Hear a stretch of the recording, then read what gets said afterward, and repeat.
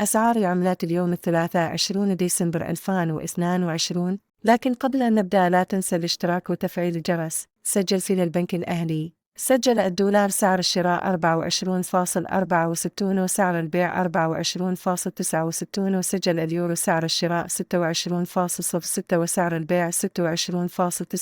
وسجل الجنيه الاسترليني سعر الشراء 29.78 وسعر البيع 30.17. وسجل الريال السعودي سعر الشراء 6.55 وسعر البيع 6.56. وسجل الدرهم الإماراتي سعر الشراء 6.71 وسعر البيع 6.72. وسجلت أسعار العملات في بنك مصر. سجل الدولار سعر الشراء 24.64 وسعر البيع 24.69. وسجل اليورو سعر الشراء 26.06 وسعر البيع 26.29.